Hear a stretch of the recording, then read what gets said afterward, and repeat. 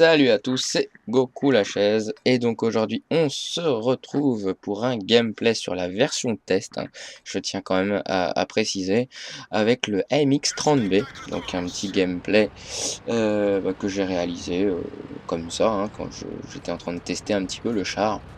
Donc le char, je pense que vous en savez déjà quand même pas mal avec les deux vidéos de présentation sur ce char. On va quand même les rappeler un petit peu. Il a une assez bonne, vitesse de rotation de la caisse, heu, moins bonne que celle du Léopard 1, mais c'est la vitesse de la rotation de la tourelle, je crois, qui est un petit peu plus rapide. Soit c'est l'inverse, je me trompe peut-être, mais je crois que c'est la tourelle qui est plus rapide. Sinon, bah, on va dire qu'ils se ressemblent un petit peu. Bon, le AMX30B, lui, a une, grosse verrue sur le dessus de sa tourelle. Bon, après d'un autre côté, il a pas beaucoup de blindage, donc qu'il ait un point faible sur sa tourelle ou pas, bon. J'ai remarqué peut-être aussi, c'est qu'il y a souvent, des tirs en fait. On va se recevoir des tirs comme ça dans la gueule, mais sans recevoir de dégâts. Parce que je pense en fait que, le mantelet du canon qui est devant, vous voyez par exemple là, le mantelet du canon, l'articulation du canon, ce qui nous permet de faire, en bas, en haut, ça doit être du blindage espacé et ça passe jamais en fait dessus. Sinon, bah, le reste est perçable, la caisse, bon des fois, ça m'est déjà arrivé d'avoir des ricochets plutôt, pas des bounce, mais plus des ricochets. Sinon, le temps de rechargement, alors je vous dis, mieux vaut, investir pour un fouloir moyen calibre puisque c'est un char moyen et une ventilation. Frère d'armes, après ça, je crois pas que ça a un impact. Ça a un impact sur le reste de la qualification du char, les caractéristiques comme, je pense que la, mmh, la résistance au sol, des trucs comme ça, mais je crois pas que ça a un impact sur la vitesse de rechargement. Mais la ventilation a, par exemple, un impact sur la vitesse de rechargement. Donc, sans ça, on est dans les 8 secondes et quelques, mais, avec ce combo, ventilation et fouloir, on passe tout de suite à du 7,34 qui, à partir de là, est quand même, assez bon. Après, c'est vrai que du 8 et quelques, ça fait peut-être un petit peu plus long, mais là, du 7,35, bon, on a à peine le temps, de tirer, de reculer que bon, bah, on est déjà dans les 4 secondes, quoi. Donc, c'est assez rapide. Il a une assez bonne pénétration. C'est même d'ailleurs lors de la mise à jour de la version, 9.7 qui va arriver très prochainement, va, je pense, être le char moyen qui aura le plus de pénétration puisqu'il y a eu un nerf de pénétration, pas que seulement sur les médiums, mais, aussi sur les TD. Mais, les médiums, ont vu leur pénétration, baisser. Mais lui, le MX-30B, puisqu'il arrive, seulement, lui arrive avec une pénétration qui n'est pas retouchée, donc du 260 pour du 390 de dégâts, donc ça, c'est à peu près, la moyenne, pour ce qui est, moyen, français comme le Batchat, il avait du 390 de, moyenne de dégâts. Donc, comment le jouer? Mmh, son gameplay, moi personnellement, se rapproche beaucoup du MX-CDC. Heu, j'ai aussi essayé sur la version test le Charioti ou le Charioteer, un truc comme ça, vous savez, le tier 8, anglais chasseur de chars de la deuxième branche, la tourelle. Heu, Ils se jouent un petit peu tous un peu pareil en fait, ils sont là, en fait, ils arrivent, ils tirent où ils peuvent. Quand ils voient que ça passe pas, bah, ils s'en vont. Quand ils voient que ça repasse, ils passent. Quand ils voient qu'ils peuvent contourner, ils contournent et ainsi de suite. C'est vraiment un char d'opportuniste, en fait, si on peut dire. Il est là quand il peut faire quelque chose, en fait. Quand il voit qu'il y a plus rien à faire, bah, il s'en va. C'est un peu une petite fouine aussi, si on peut appeler ça comme ça. Il arrive, paf, il s'en va, paf, il revient, paf, il revient, il part et ainsi de suite. Il est vraiment là pour soutenir, quoi. Donc vous voyez là, par exemple, on était un peu en désavantage, mais on la rattrape. Parce qu'on avait perdu, tout l'autre côté, un petit peu, moi je l'appellerais le côté du château, un peu, heu et ils étaient tous là pour venir caper notre base, mais bon, je me suis dit: «Tiens, je vais me mettre là pour défendre» et bah, c'est ce que j'ai fait. Donc heureusement, j'ai quand même le MX-CDC et puis le T62A. Donc le MX-CDC qui a bien géré quand même pour du niveau... Oui, enfin, bien géré, façon de parler. Euh, mais il avait bien géré. D'ailleurs, est-ce que je me trompe? Peut-être. Non, non, non. C'est le... Non, non.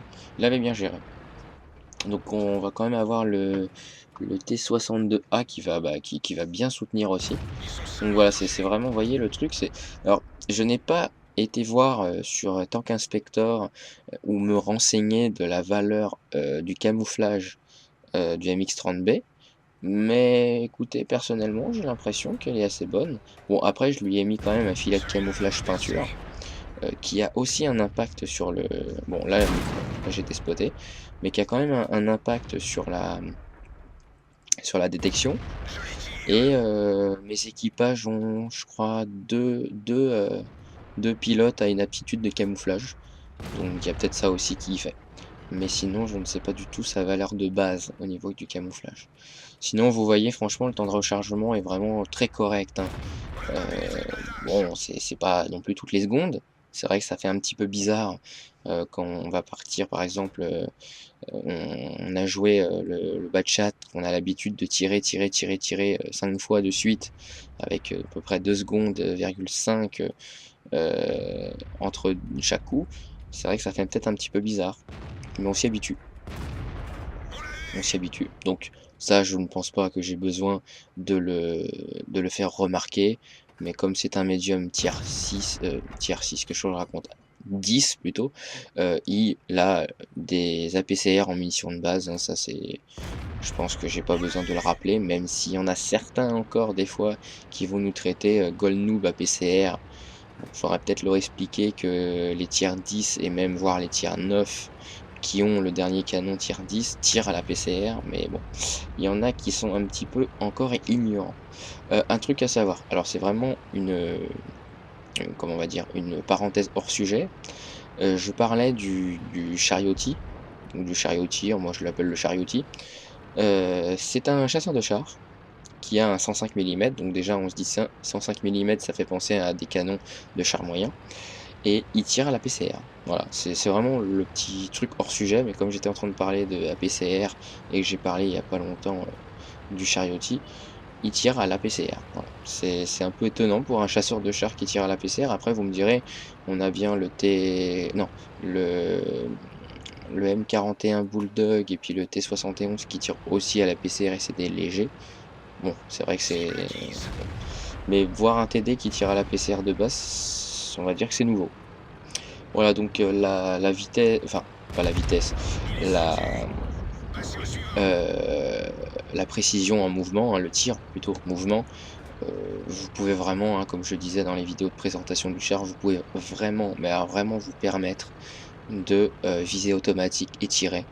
Vraiment, bon, quand le char est vraiment dans un endroit qui est un petit peu quand même découvert. S'il y a plein de maisons autour de vous, il y a des risques que ça tire dans la maison, quoi. Donc là, je fais quand même attention, parce qu'il y a un what the fuck 100. On connaît tous, hein, ce char, hein, avec son canon extrêmement cheaté, parce qu'à la base, ce n'est pas le char qui est cheaté, c'est seulement son canon. Si on lui mettait un canon comme, par exemple, le W, non, le Jack Panzer 100, il ne serait plus cheaté, il serait même, ça serait carrément un char de merde. Parce qu'il aurait pas de blindage, rien du tout, et puis il aurait le même canon qu'un char qui lui a du blindage pour le Jack Panzer 100. Donc c'est son canon qui le rend cheaté.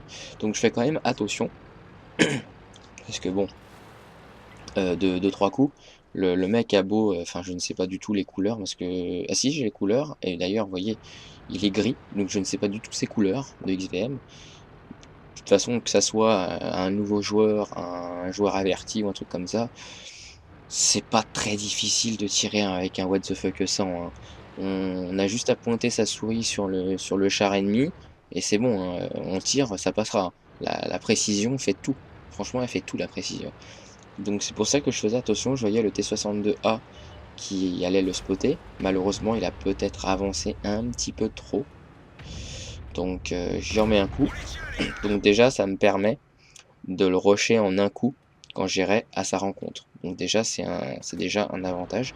J'essayais peut-être de lui foutre le dernier à une distance assez loin et puis surtout pour pas me faire spotter.